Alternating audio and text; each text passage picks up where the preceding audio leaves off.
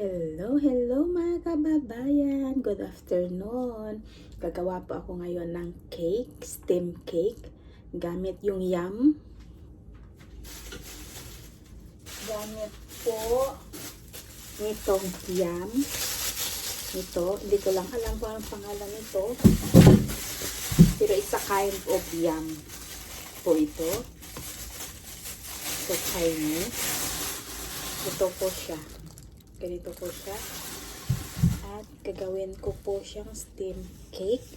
At gagamit po ako ng itlog at ito po, dates. Malalaking dates. Ito po ang gagamitin ko na pang-sugar. Ito po. Hugasan ko lang siya, i-slice. At babalatan ko yung yan. Pagkatapos, i-blend ko sila together.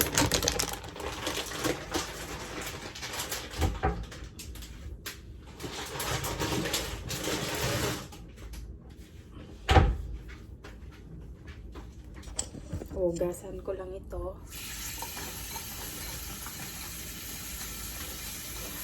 Nagmamadali ako kasi tulad nga sabi ko lagi i-budget ang oras dahil may mga activity yung bata. Pagkatapos ko nito, i-prepare ko lang para pag akyat ko mamaya, i-steam ko na siya kasi susundo ako sa alaga.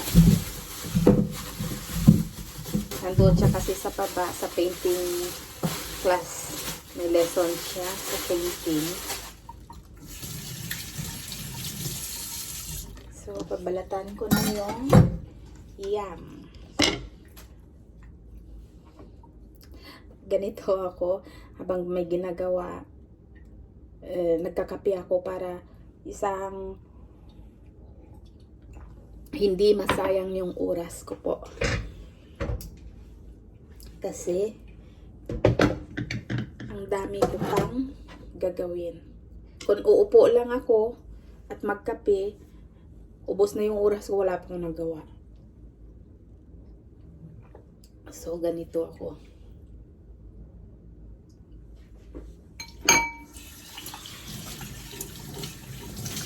So, ngayon, nabalatan ko na yung yam.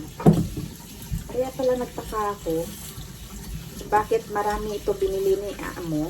In-order niya ito kasama yung gulay kahapon. Kasi po, kami dito sa bahay, never po ako namamalingke. Bumibili lang ako sa palengke pag kunwari wala kaming gulay ngayon, hindi makapag-deliver, so bibili ako sa palengke. Pero most of the time, kahit yung mga karne, lahat-lahat, isda, karne, gulay, bigas, lahat-lahat yun, deliver lang sa HKTV Mall. Ang tawag ng delivery dito na pinag-ano ng amo ko, it's HKTV. So, doon na lang kami umaasa sa HKTV. Hindi po tulad sa iba na sila yung namamalengke. Ako kasi, yun ang ginawa ng amo ko kasi nakikita naman niya na busy ako, wala na akong time. Kasi dalawa yung alaga ko. So, yun ang ginawa niya para hindi daw ako mahirapan. Which is, papor naman sa akin. So, ngayon, isa-slice ko na ito po. Isa-slice ko lang siya ng bilog. Kahit anong way nyo sa pag-slice.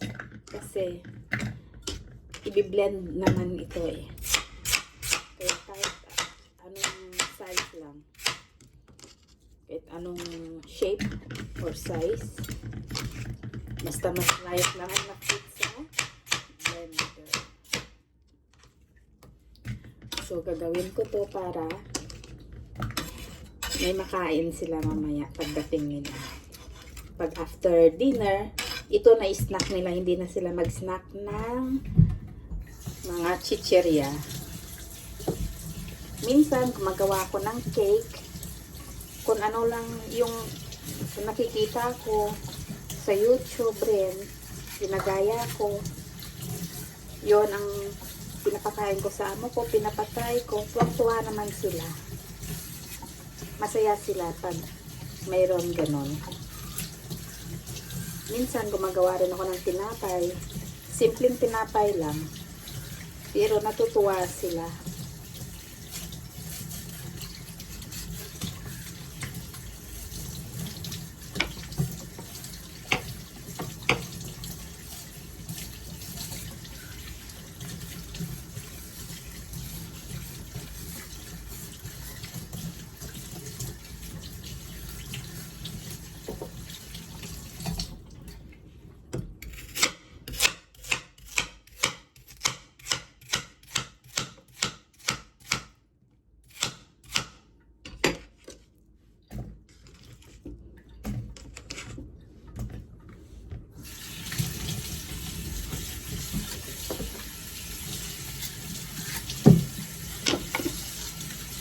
Pasensya na po.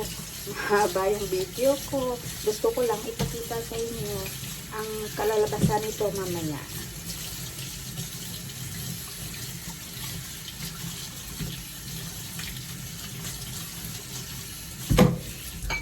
At nagmamadali rin ako kasi talagang sabi ko, bababa ako, susunduin ko yung alaga ko.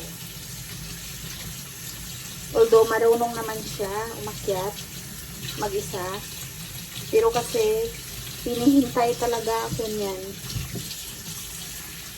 Hindi siya alis doon pag wala ako.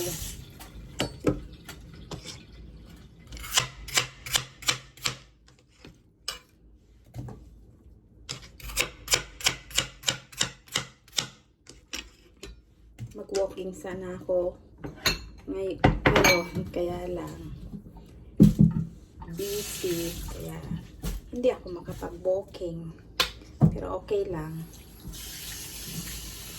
kasi akala ko igugulayan na nitong yam, kaya lang nag-send yung amo ko ng recipe kung paano gagawin yung steam cake na gamit ito, kaya gagawin ko na lang ngayon para matuwa naman siya mamaya pag uwi niya.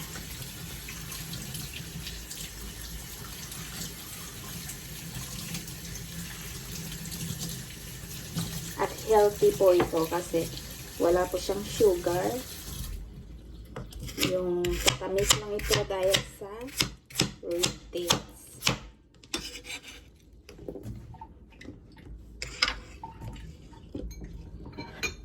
Ikakat ko na po muna yung video at ipapakita ko na lang sa inyo yung next step.